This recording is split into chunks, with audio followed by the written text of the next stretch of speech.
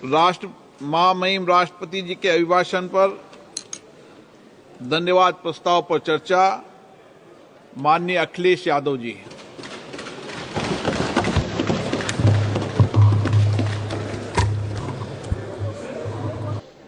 हमारा आपसे अनुरोध है कि जहां सरकार बजट के आंकड़े लगातार दे रही है, और जब मैंने अभिभाषण पढ़ा अध्यक्ष महोदय, बहुत सारे आंकड़े सरकार ने दिए हैं। आंकड़े देने से पहले महाकुंभ में मरने वालों के आंकड़े भी दे दें। महाकुंभ की व्यवस्था के बारे में स्पष्टीकरण देने के लिए मेरी मांग है अध्यक्ष महोदय, सर्वदलीय बैठक बुलाई जानी चाहिए। महाकुंभ आपदा प्रबंधन व खोया पाया केंद्र की जिम्मेदारी सेना को दी जाए। महाकुंभ हादसे के शिकार लोगों की मृत्यु, घायलों का इलाज, दवाइयों, डॉक्टर, भोजन पानी, परिवहन की उपलब्धता का आंकड़ा संसद में पेश किया जाए। महाकुंभ हादसे के लिए जिम्मेदार लोगों पर, महाकुंभ हादसे के लिए जिम्मेदार लोगों पर घोर दंडात्मक कार्रवाई हो। जिन्होंने सच छिपाया है उनको दंडित किया जाए। अध्यक्ष महोदय, हम डबल इंजन की सरकार से पूछते हैं, अगर अपराध बोध नहीं था तो आंकड़े दबाए, छिपाए और मिटाए क्यों गए हैं? सच छिपाना और मिटाना भी तो अपराध है। इसका दंड कौन भुगतेगा अध्यक्ष महोदय? जहां इंतजाम होना चाहिए था वहां प्रचार हो रहा था। एक धार्मिक समागम में डबल इंजन का राजनीतिक प्रचार अशोभनीय है, निंदनीय है। इतने बड़े हादसे के बाद कम से कम अब तो वो होर्डिंग उतरवा देना चाहिए। अध्यक्ष महोदय, महाकुंभ की जो तैयारी हुई, जो हम लोगों ने जाना वहां पर, महाकुंभ न केवल 144 साल के लिए ये कहा गया, बल्कि ये भी कहा गया कि पहली बार धरती पर इस तरह का डिजिटल और जो आधुनिक चीजें हैं, टेक्नोलॉजी, उसका इस्तेमाल कर करके महाकुंभ होने जा रहा है। सीसीटीवी, ड्रोन, लाइव स्ट्रीमिंग के आधार पर जिनका दावा था कि वो डिजिटल कुंभ करा रहे हैं, वो मृतकों की डिजिट नहीं दे पा रहे हैं। एक तरफ तो जो लोग डिजिटल डिजिटल डिजिटल अध्यक्ष महोदय कहने को थकते नहीं हैं, लेकिन जब कुंभ में इतना बड़ा हादसा हो गया है तो यही सरकार डिजिट नहीं दे पा रही है।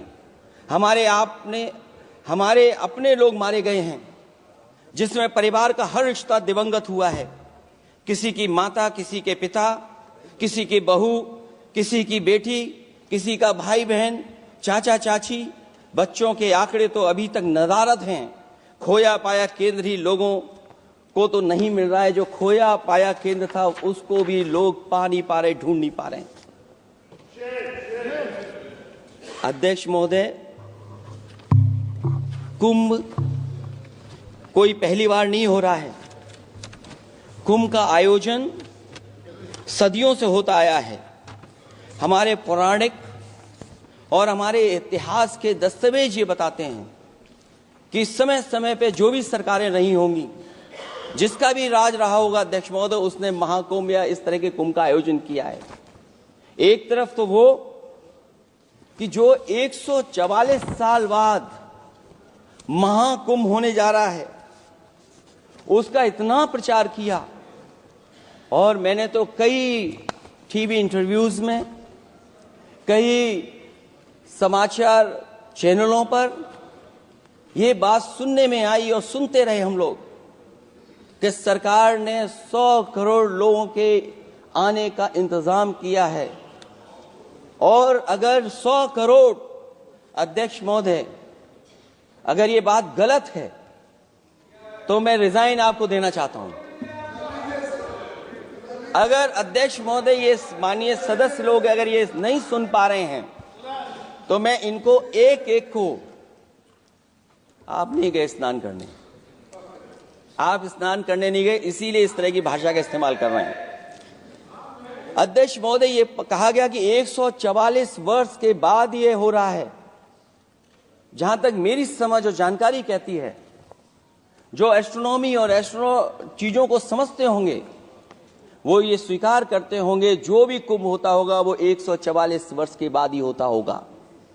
लेकिन ये कहा गया कि नक्षत्र ऐसे हैं, तो मैं अध्यक्ष महोदय सरकार से कहना चाहता हूं कि सतयुग से लेकर के कलयुग तक ये सनातन परंपरा रही है कि संत महात्मा साधु समाज मुहूर्त के हिसाब से शाही स्नान करते हैं। उसमें नक्षत्रों के हिसाब से जो सहयोग बनता है वही शाही स्नान का मुहूर्त होता है।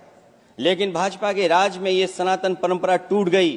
पहले सरकार ने संत समाज को शाही स्नान रद्द करने का आदेश दिया, जिससे अनादिकाल की सनातन परंपरा टूटी। और फिर जब देश भर में ये बात उठी,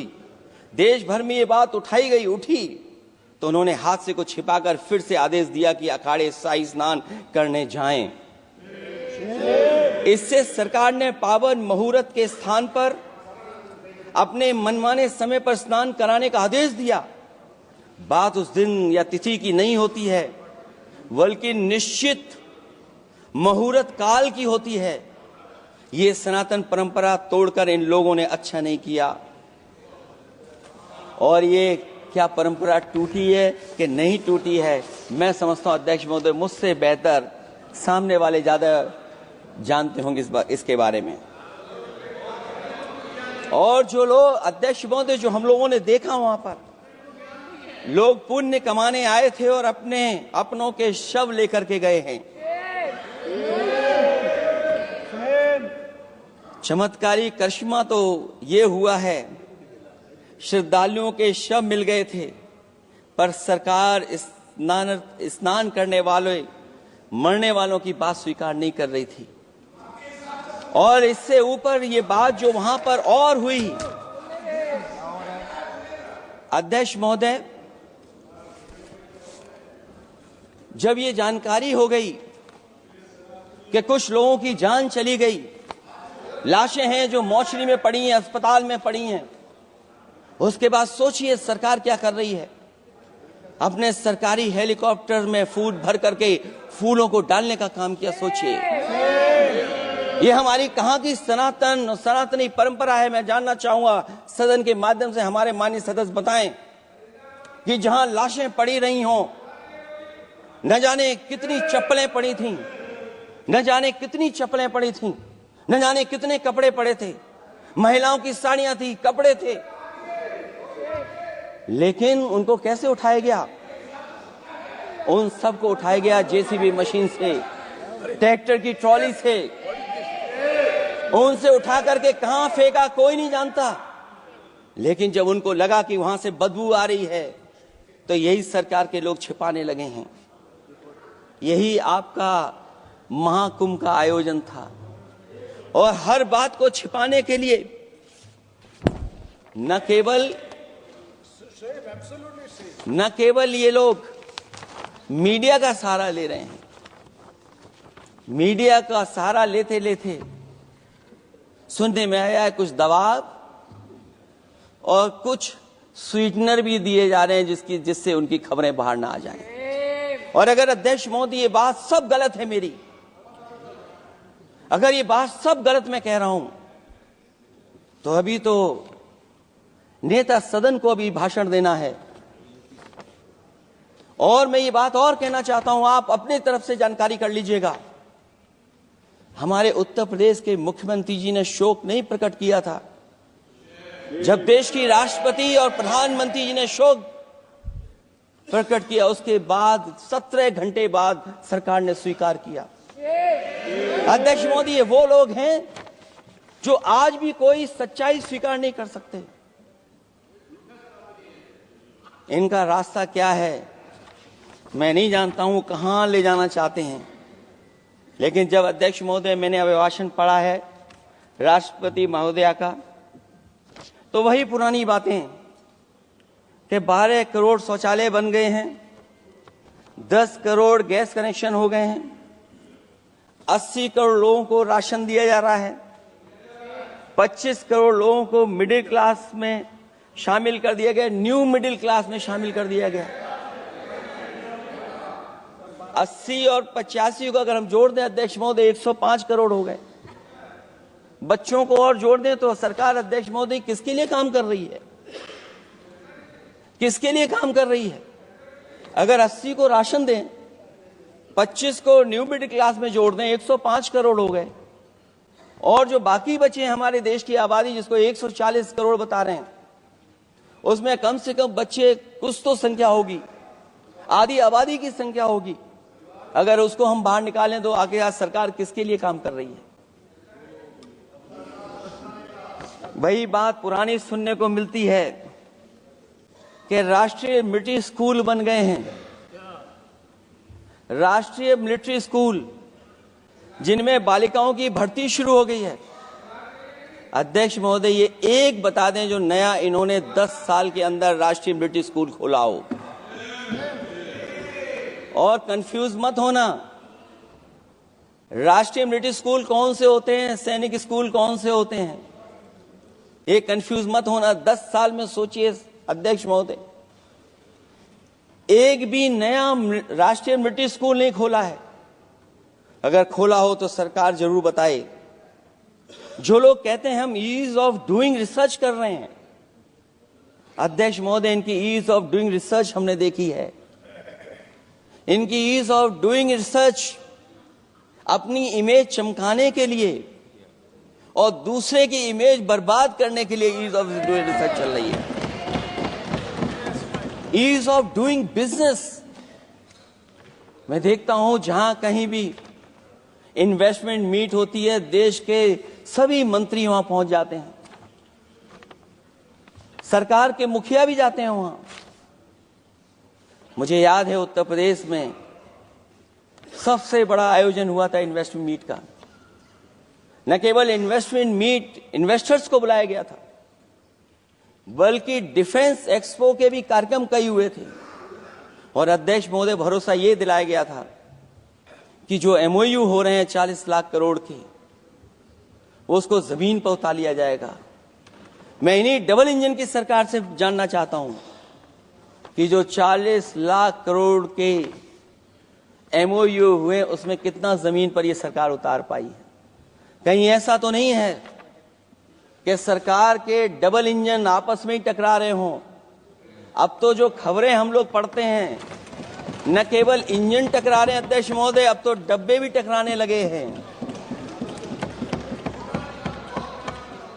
सुना है क्योंकि दिल्ली में चुनाव है,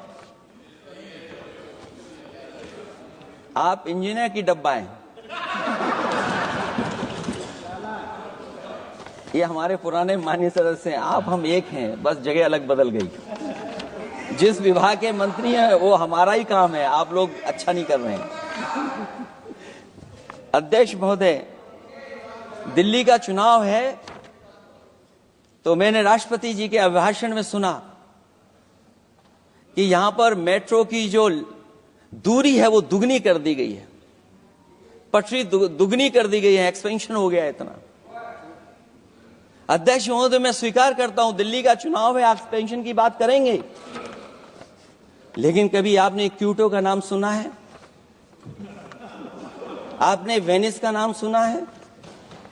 मैं अध्यक्ष महोदय आपके माध्यम से, जिसको क्यूटो बनाने के लिए सपना देखा गया था, 10 साल पूरे हो गए हैं, अभी तक वहां पर मेट्रो की शुरुआत नहीं कर पाए हैं। और अध्यक्ष महोदय, मैं ये बात इसलिए कह रहा हूं, अध्यक्ष महोदय मैं इसलिए बात कह रहा हूं कि जिस समय समाजवादी सरकार थी, जितनी भी मेट्रो आज यूपी में चल रही हैं, सब की सब समाजवादियों की देन है, एक भी आपकी देन नहीं है। और इस समय पर मैं याद करना चाहता हूं, उस समय देश के प्रधानमंत्री मनमोहन सिंह जी को जब मैं पहली बार मुख्यमंत्री बनकर के उनसे मिलने गया था, मैं बहुत सारे उनके काम उत्तर प्रदेश के लेकर के गया था। आज वो हमारे बीच नहीं हैं, लेकिन कम से कम उन्हें इसी बात से याद कर रहे हैं, जो जो मैंने काम उस समय दिए थे, एक एक काम उस समय के प्रधानमंत्री जी ने मेरा पूरा कर करके, और उसका परिणाम ये हुआ है अध्यक्ष महोदय और उसका परिणाम ये हुआ है कि आज उत्तर प्रदेश में जितनी भी मेट्रो चल रही हैं, चाहे वो लखनऊ की हो, कानपुर की हो, आगरा की हो, नोएडा की हो, ग्रेटर नोएडा को जोड़ रही हो, दिल्ली को जोड़ रही हो। और अध्यक्ष महोदय, जिस समय उद्घाटन हुआ था दिल्ली से नोएडा को जोड़ने वाली मेट्रो का, उस समय देश के प्रधानमंत्री एक विदेश के बहुत बड़े उनके साथ बैठ करके गए थे उद्घाटन करने। वो अगर किसी ने काम किया था पूरा, तो नोएडा अथॉरिटी और समाजवादी सरकार ने, उसमें आपकी देन कोई नहीं थी। ये बात मैं मेट्रो की इसलिए कर रहा हूं कि जो लोग दिल्ली में मेट्रो बना रहे हैं, वो बनारस में मेट्रो क्यों नहीं बना पा रहे हैं? और दिल्ली का विकास अपने आप हो जाएगा, बस ये जो भारतीय जनता पार्टी की दिल्ली वाली सरकार है वो हस्तक्षेप करना बंद कर दे। अध्यक्ष महोदय, रिवर लिंकिंग का कार्यक्रम कुछ दिन पहले प्रधानमंत्री जी ने किया। अध्यक्ष महोदय, मैं आपके माध्यम से, जहां किसानों के लिए एक नई चीज आ रही है जिससे कि न केवल उनकी खेती बाड़ी बल्कि बहुत सा सुधार दिखाई देगा। खेती बाड़ी को भी पानी मिलेगा, पीने का भी पानी होगा। इंटरलिंकिंग पुरानी योजना है और मुझे याद है जब पहली बार उसका MOU साइन हुआ था, उस समय दोनों प्रदेश के मुख्यमंत्री शामिल थे, लेकिन जब उद्घाटन हुआ है तो दोनों के प्रदेश के मुख्यमंत्री वहां से गायब थे। और वो कारण अगर जानना चाहोगे तो वो कारण भी बता दूंगा अगर आप कहोगे तो। जहां इंटरलिंकिंग हो रही रिवर की, ये अच्छी योजना है। 40,000 करोड़ रुपए आप खर्च करने जा रहे हैं। लाखों लाख जमीन उत्तर प्रदेश और मध्य प्रदेश की सिंचाई के लिए शामिल हो जाएगी। लोगों को पीने का पानी मिलेगा। लेकिन जिनकी जमीन जाएगी, उन किसानों को, गरीबों को क्या सरकार मदद कर रही है? लैंड एक्विजिशन मैंने भी की एक समय पर, और मुझे याद है अध्यक्ष महोदय, जब मैंने लैंड एक्विजिशन किया था, उसमें भारत का ये लैंड एक्विजिशन एक्ट नहीं आया था। मैंने किसानों से बातचीत की थी और किसानों से समझाया कि ये योजना से, परियोजना से क्या लाभ होने जा रहा है। वहां के किसान तैयार हो गए और उसका परिणाम यह था कि 21 महीने में देश का सबसे बेहतरीन एक्सप्रेसवे और जमीन एक्वायर कर करके हम लोगों ने बना करके दिखा दिया। और जब उद्घाटन हुआ था तो उसमें भारतीय वायुसेना के विमान सुखोई और मिराज को उतार करके हम लोगों ने उद्घाटन किया था उसका।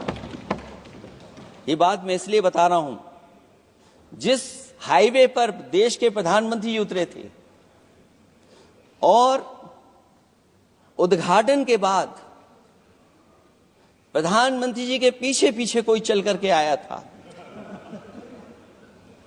वो हाईवे भी अगर किसी ने डिजाइन किया था तो समाजवादी सरकार का डिजाइन था, वो भारतीय जनता पार्टी का डिजाइन नहीं था।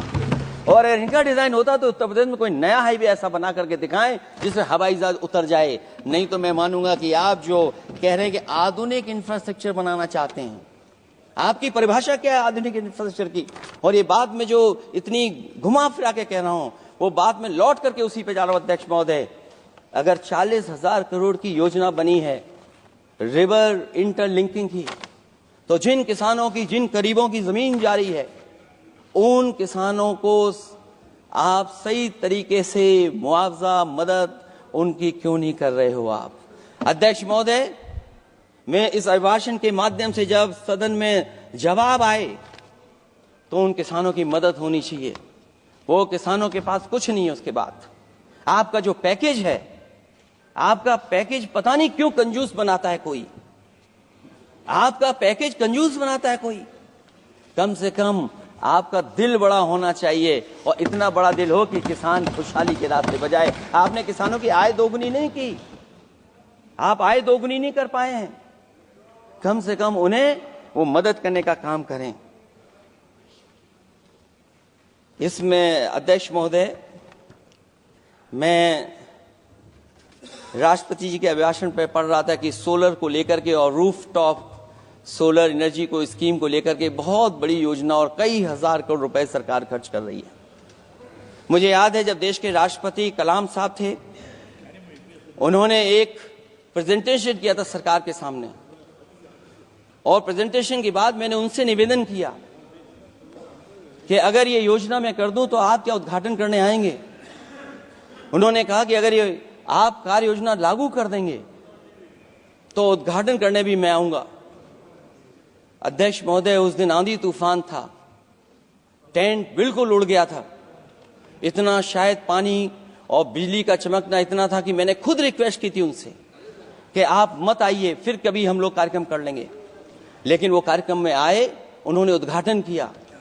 और अध्यक्ष महोदय, जो लोग कह रहे हैं 40,000 करोड़ की रूफटॉप स्कीम लाए सोलर की, जो मिनी ग्रिड बना करके पूरे के पूरे गांव को हम लोगों ने फ्री बिजली दी थी। फ्री बिजली उनको मिलती थी 24 घंटे, उनकी चक्की चलती थी, उनका सिंचाई का पानी का इंतजाम होता था। जब तक समाजवादी सरकार रही तब तक वो योजना चलती रही, और जैसे ही समाजवादी सरकार गई, इन्हीं के लोगों ने उसका मेंटेनेंस रोक दिया। न केवल उस गांव का जिसका राष्ट्रपति रहे उन्होंने उद्घाटन किया, बल्कि और जितनी भी सोलर की स्कीम चल रही थी, लोहिया आवास में जहां सोलर स्कीम के माध्यम से हम लोग गरीब को सोलर पैनल के माध्यम से उनको बिजली दे रहे थे, फ्री बिजली, उन सब योजनाओं को इन्होंने बंद करने का काम किया है। सोचिए, ये वो लोग हैं जो इंफ्रास्ट्रक्चर बनाना चाहते हैं। अध्यक्ष महोदय, चीन के सवाल को लेकर के कांग्रेस पार्टी के भी कुछ विचार हैं, हमारे भारतीय जनता पार्टी के लोगों के भी विचार हैं। सच्चाई ये सदन और ये देश भी जानता है, एक समय पर हम लोगों ने बहुत लाखों लाख किलोमीटर की जमीन, लाखों लाख एकड़ की जमीन हम लोगों ने खोई, और अब उसी रास्ते पर भारतीय जनता पार्टी चल रही है। अध्यक्ष महोदय, सवाल यह है, जमीन खोने के साथ साथ भारतीय जनता पार्टी स्वीकार नहीं कर रही है कि जमीन चीन ने कब्जा की है। और ये बात अगर हम लोग कह रहे हैं तो जो अखबारों में खबरें निकलती हैं, टीवी पे कभी कभी खबरें आती हैं, अध्यक्ष महोदय सरकार को कहिए कि ऐसे चैनल, ऐसे अखबारों पे एफआईआर लिखा कर उन्हें जेल भेज दो, क्योंकि कुंभ की जो खबर चलाना चाहते थे, कुंभ की जो खबर देना चाहते थे, उन कुछ साथियों पे आपने एफआईआर लिखा दी है। अगर कुंभ पर सच्ची खबर दिखाने वालों पे आप एफआईआर लिखा सकते हैं, तो फिर चीन की खबर, जो खबर चला रहे हैं, उस पर भी आपको एफआईआर लिखनी चाहिए। दूसरा, हमारा एक जाति जनगणना का मसला बहुत पुराना है, ये कोई नया नहीं है। आरक्षण के सवाल पर इस देश में दक्षिण भारत से लेकर के उत्तर भारत में और देश में जगह जगह पर बहुत सारे नेता ऐसे रहे जो आज हमारे बीच नहीं हैं, जिनकी वजह से हम आज उस आंदोलन को आगे ले जा रहे हैं। बाबा साहब भीमराव अंबेडकर जी का जो संविधान है, उसके तहत जो हमें हक अधिकार मिले हैं, आरक्षण की व्यवस्था है, उस व्यवस्था को और मजबूत बनाने के लिए जाति जनगणना होना चाहिए। उसके पक्ष में अब तो कांग्रेस पार्टी भी है, एक समय था जब कांग्रेस पार्टी उस पक्ष में नहीं थी। और अध्यक्ष महोदय, मैं बड़ी जिम्मेदारी के साथ कहना चाहता हूं, अगर उसी समय कांग्रेस पार्टी भी पक्ष में होती तो आज हमें आपके सामने खड़ा नहीं होना पता, मांगना नहीं पड़ता जाति जनगणना। लेकिन अध्यक्ष महोदय, मैं अपने कांग्रेस पार्टी के साथियों से भी कहना चाहूंगा, अध्यक्ष महोदय, मैं कांग्रेस पार्टी के साथियों से भी कहना चाहता हूं, हम आपके साथी हैं, और इस मुद्दे पे तो हम आपके साथ और आपके आगे भी चल करके आपका साथ दे देंगे।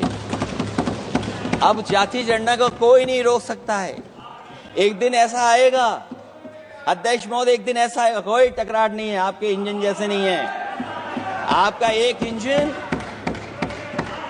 अध्यक्ष महोदय, ये अध्यक्ष महोदय, हम तो, मुझे कभी कभी ये लगता है कि प्रधानमंत्री जी जितना अपने लोगों को ध्यान दे करके समझाते हैं, इतना ये समझते ही नहीं है। वो अध्यक्ष महोदय, वो सबसे ज्यादा सोशल मीडिया के बारे में जानकारी रखते हैं। आप भी जानकारी रखा करो।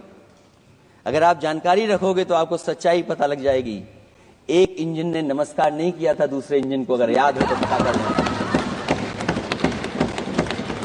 और ये बात अगर छिपी हुई हो, ऑनर मेंबर, अध्यक्ष महोदय, अभी तो मैंने शुरू नहीं किया, मेरा लिखा हुआ बहुत लंबा है। कंक्लूड करें, आप समाप्त करें प्लीज। और अध्यक्ष महोदय, एक सवाल और बड़ा उठा है, नौकरी को लेकर के, रोजगार को लेकर के, और हमारे भारत की जो मैन्युफैक्चरिंग सेक्टर है उसको बढ़ावा कैसे दिया जाए। चीन जैसा देश केवल एक पे हमला नहीं कर रहा है अध्यक्ष महोदय, आपकी जमीन भी छीन रहा है और आपका बाजार भी छीन रहा है। और ये बात अगर गलत हो तो सरकार हमें बताए, वो आंकड़े दे। अगर कांग्रेस पार्टी का रास्ता था तो आपका रास्ता कांग्रेस पार्टी का क्यों है? अगर कांग्रेस पार्टी का वो रास्ता था तो आपका रास्ता क्यों है वो? मैं तो जानता हूं जिस दिन उनके सहयोगी साथी समझ लेंगे वो भी साथ छोड़ जाएंगे। दूसरा जो सवाल कहा गया है अध्यक्ष महोदय, जिस समय बाजार खोला गया, जिस समय हमारा व्यापार के लिए पूरा बाजार खोल दिया, हमसे ज्यादा वित्त को समझने वाले इकोनॉमिस्ट और बहुत सारे जानकार लोग वो मुझसे बेहतर समझते होंगे, लेकिन मैं ये बात समझता हूं कि जिस समय बाजार खोला गया उस समय ध्यान उतना हमारे देश की अर्थव्यवस्था पर नहीं रखा गया। अगर उसी समय पर मैन्युफैक्चरिंग सेक्टर को जिस जिम्मेदारी से रखना चाहिए था नहीं रखा गया, अगर उस समय रखा गया होता तो शायद अध्यक्ष महोदय हम लोग चीन से आगे निकल गए होते। आज चीन आ गए, हम लोग पीछे हैं। क्या आप इनको ज्ञान दे रहे हो क्या? अध्यक्ष महोदय, अपना रास्ता तो वही है, साइकिल वाला। इसलिए अध्यक्ष महोदय, अगर मेरा समय है अभी, क्योंकि मैं बहुत कुछ लेकर के आऊं, और जहां तक इंफ्रास्ट्रक्चर की बात है, आप कहते हैं कि देश का आधुनिक इंफ्रास्ट्रक्चर बनेगा, न केवल उसके नागरिकों को एक बेहतर जीवन, देश की नई पहचान देता है, बल्कि देश को एक नया आत्मविश्वास भी देता है। अरे अगर ये बात सच है तो अध्यक्ष महोदय, मैं वो बात कहना चाहता हूं कि 2022 के चुनाव से पहले एक बुंदेलखंड एक्सप्रेसवे बनाया गया था, और जिसकी तैयारी को लेकर के देश के प्रधानमंत्री जी गए थे। कितनी सजावट हुई थी, कितनी तैयारी हुई थी। जो हमारे बुंदेलखंड के साथी माननीय सदस्य चलते होंगे बुंदेलखंड के एक्सप्रेसवे पर, वो जानते होंगे, प्रधानमंत्री जी उद्घाटन करके गए, पानी बरस गया, बुंदेलखंड बह गया, एक्सप्रेसवे बह गया। और सोचिए अध्यक्ष महोदय, कब उद्घाटन किया था आपने? 22 में, और आज भी मेंटेनेंस चल रहा है उसमें। 22 के बाद से आज तक भी मेंटेनेंस चल रहा है। और कहीं अगर आपने जो गाड़ियां बाजार में ला दी हैं, जो बाजार में आजकल अध्यक्ष महोदय जो गाड़ियां आ गई हैं, अगर वो कहीं अपनी रफ्तार से चलेंगी तो या तो पेट दर्द होगा या कमर का दर्द होगा, दोनों में से एक के लिए तो इलाज जाना ही पड़ेगा। और वो कितने हजार करोड़ का बना? 14,000 करोड़ का। इसी तरह गोरखपुर लिंक एक्सप्रेसवे यूपी में 91 किलोमीटर, जो हमारे रोड की जानकारी रखते होंगे, एनएचआई की जानकारी रखते होंगे, वो जानते होंगे कि गोरखपुर लिंक जो 2022 में शुरू हो जाना चाहिए था, वो अभी तक शुरू नहीं हो पाया। वो 91 किलोमीटर का 7,283 करोड़ का बन रहा है। जो पूर्वांचल एक्सप्रेसवे, कभी समाजवादी सरकार ने उसको डिजाइन किया, उसको सब कुछ आगे बढ़ाया, वो 340 किलोमीटर का 22,000 करोड़ के लगभग का बना है। लेकिन जहां तक मैं बना करके छोड़ गया वहां से आगे नहीं बढ़ा। और अगर वो बढ़ गया होता तो बिहार और बंगाल के लोगों के लिए बहुत रास्ता आसान हो जाता। इसी तरह एक गंगा एक्सप्रेसवे बन रहा है, जिसके बारे में सरकार ने ये कहा कि हम कुंभ से पहले शुरू कर देंगे, कुंभ से पहले गंगा एक्सप्रेसवे शुरू हो जाएगा। अध्यक्ष महोदय, वो नहीं शुरू हो पाया। मुझे लगता है जिस रफ्तार से वो काम हो रहा है, अगला जब अर्ध कुंभ आएगा तब तक ही बन पाएगा वो। ये बातें मैं इसलिए बोल रहा हूं अध्यक्ष महोदय, क्योंकि यूपी को, बिहार को दे दिया, हमें कोई तकलीफ नहीं है। बिहार भी तरक्की करे, हम भी साथ देंगे बिहार का, कोई तकलीफ नहीं है। लेकिन यूपी में अगर कोई भी एक भारत सरकार के एनएचआई का एक्सप्रेस वे आया हो तो बता दे। एक भी कोई एक्सप्रेस वे दिया हो तब, जब देश के प्रधानमंत्री को दो बार और नहीं तीसरी बार भी मौका दिया उत्तर प्रदेश ने। मैं अध्यक्ष महोदय आपका इशारा समझ रहा हूं, बाकी अध्यक्ष महोदय भाषण में अब बजट पे पढ़ दूंगा। मेरा बाकी भाषण बजट में होगा। मैं अपना भाषण खत्म करते हुए केवल इतना कहना चाहता हूं, मैं जो मेरे सुझाव आए हैं उन सुझावों को शामिल करे सरकार, और केवल प्रचार में न रहे सरकार। अध्यक्ष महोदय, मैं अपनी बात खत्म करने से पहले जो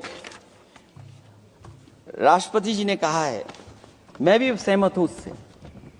मैं उनकी सब लाइनें पढ़ना चाहता हूं। जो राष्ट्रपति महोदया जी ने कहा है, मैं उससे सहमत हूं। हमारा हिंदुस्तान 140 करोड़ आबादी वाला देश है। हमारे यहाँ भिन्न भिन्न राज्य, भिन्न भिन्न क्षेत्र, भिन्न भिन्न भाषाएं हैं, परंतु एक राष्ट्र के रूप में हमारी एक ही पहचान है, हिंदुस्तान। और हमारा एक ही संकल्प है, एक ही लक्ष्य है, विकसित हिंदुस्तान। आने वाले वर्षों में देश को विकसित राष्ट्र बनाने के लिए हम सभी दृढ़ संकल्पित हैं। इस संकल्प में देश के शहीदों की प्रेरणाएं हैं, पूज्य बापू के मानवीय आदर्श हैं, और सरदार पटेल जैसी मां भारती की संतान द्वारा हमें दिलाई गई एकता की शपथ है। हमें इन प्रेरणाओं को आगे रखते हुए एकता के इस समर्थ विकसित हिंदुस्तान के संकल्प को पूर्ण करना है। आइए हम एक बार फिर एकता के संकल्प को दोहराएं और हिंदुस्तान के सपनों को पूरा करने के लिए कटिबद्ध हों। जब हम साथ मिलकर बढ़ेंगे तो हमारी भावी पीढ़ियां 2047 में अवश्य विकसित, सशक्त, समर्थ, समृद्ध, सोशलिस्ट, सेकुलर, डेमोक्रेटिक हिंदुस्तान देखेगी। मैं इतनी ही बात कहते हुआ, क्योंकि 10 बजट आपने पेश किए हैं, वो आप समझ गए होंगे, आप समझ गए बात को जो मैं कह रहा हूं। अध्यक्ष महोदय, जो बात मैं कह रहा हूं वो बात वहां तक पहुंच गई है। उनके चेहरे बता रहे हैं कि बात वो पहुंच गई है।